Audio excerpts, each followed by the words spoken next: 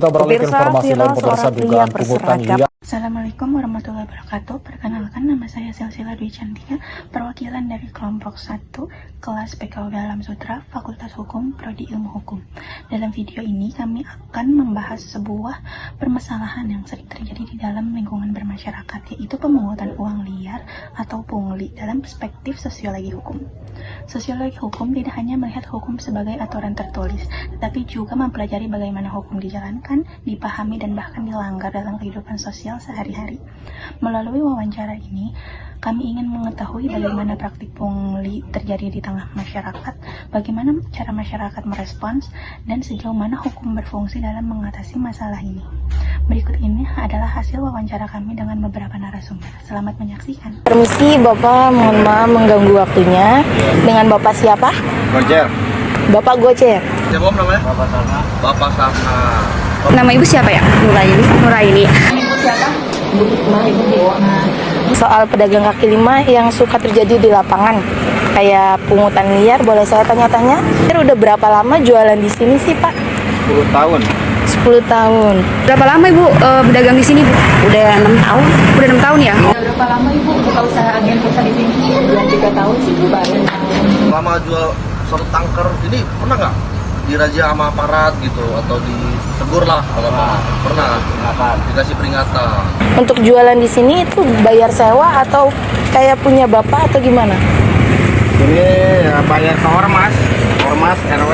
Tapi selama jualan di sini pernah nggak diminta uang kayak uang keamanan gitu? Itu ormas. Oh, ormas. Uang keamanan, dalihnya keamanan, kebersihan. Atau ada oknum-oknum? Banyak sih di sini mas. Banyak ya. Apakah pernah dimintai membayar uang di luar retribusi resmi pasar ibu? Dimintai ya. Terus siapa aja ibu yang meminta pungutan itu? Apakah petugas resmi atau enggak? Ya, enggak resmi. Enggak resmi ya? Kayak preman gitu ya? Iya, tapi premannya masih bayar RW-nya. Oh RW-nya. Oh. Terus apakah uang pungutan itu disertai dengan karcis atau bukti? Enggak ya. Terus jika tidak dibayar, apa yang biasanya terjadi? Ada ancaman kah? Atau tekanan kah? Enggak ada ya? Kira-kira berapa ya Bu bayaran itunya? 30.000. 30.000 ya? Kira-kira nih menurut Pak Sarna solusinya apa nih biar nggak ada lah terjadi razia-razia lagi kepada pedagang kayak Pak Sarna nih? Solusinya biar ya mau disediakan tempat kah apa? Kalau bisa mah disediakan tempat ya. Itu aja Pak Sarna ya. Sukses selalu. Sama Ibu buka usaha, pernah nggak sih Bu dimintain uang tanpa izin? Waktu itu pernah sih dimintain kayak acara desa ini. Tapi dia dengan harga yang ditakor. Sedangkan ada tarifnya ya Bu ya. Sedangkan kita di sini kan baru ya. Terus sudah tinggal di sini juga gitu. Ya saya keberatan lah. Terus sudah pernah melapor? Dulu Takut ya Bu? takut karena kita keluarga sini juga kan. Kira-kira untuk solusi ke depannya gimana Bu? Untuk solusinya gimana kira-kira menurut Ibu? Ya pengennya sih nggak diadain ya. Maksudnya kalau mau minta ya sama warga aslinya aja. Kontrak di sini. Kan saya di sini cuma kontrak di sini. Kalau mau minta juga ya nggak usah ditakor, harusnya sedikasnya aja gitu. Semoga ada tindak lanjut untuk ke depannya ya Bu ya. Mudah-mudahan siap ya. Terima kasih Bu untuk waktunya. Biasanya alasannya buat apa sih Pak? Keamanan. Keamanan ya. Kalau dimintanya kayak per hari atau berapa? Hari. Per hari, sehari sekali gitu? Sehari Atau ada hari-hari tertentu? tiap hari. Tiap hari? Oh baik. Tapi keberatan nggak sih Pak buat ngasihnya gitu? Kalau setiap hari gitu? Oh, dibilang keberatan ya keberatan. Kalau nggak mau bayar gimana? Tapi kalau nggak bayar, pernah nggak ada yang marah Pak? Dari Nggak oknum boleh itu? jualan dari sini diacak-acak tempat jualan juga. Sampai diacak-acak ya? Iya. Baik. Terima kasih ya sudah menyempatkan waktunya Bapak. Dengan Bapak siapa tadi? Gocer. Bapak Gocer. Terus bagaimana perasaan ibu mengenai pungutan itu Bu? Apakah merugikan Bu? Bisa dijelaskan? Ya merugikan lah. Wah, kalau nggak dapat kita diminta terus. Kalau hujan diminta terus. Sedangkan saya dagang kan dulu kaki lima, sekarang aja pas saya di sini saya diributin, yang ribut. Iya, saya kehujanan ke apa.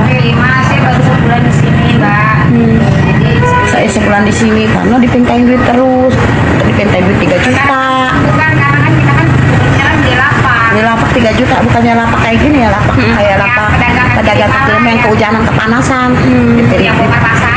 3 juta, gitu saya nggak mau lah. Ya, ntar kalau misalkan saya orang kayak ini disewa lagi rukonya, saya mesti nyari lagi, beli lagi lapak, padahal lapak jalanan. Iya bener gitu. Terus ibu pernah ada ingin melaporkan nggak sih Bu untuk itu? Enggak, Takut ya Bu? takut. Enggak takut lah, saya dibully. Oh iya sih. Terus harapan ibu nih terkait dengan ini apa Bu? Ada harapan nggak Bu? Harapan mah nggak apa-apa, Mbak. Kalau harapan kita sih sebenarnya nggak apa-apa. Ada kayak bayar salah. Tapi Bayar listrik, maksudnya jangan terlalu yang, gede gitu. Yang inilah yang wajar aja ya. Jangan sampai 30.000. Jangan. Ini yang maksudnya kayak masih bayar kebersihan, ya kan? Sampah, masih kita mau. Listrik sama Listrik kan apa? kita kan ini ya. Ya sehari 10.000, 15.000 deh, jangan sampai 30. Bayarnya kan minimumnya RT 10.000. RT goceng. RT 2.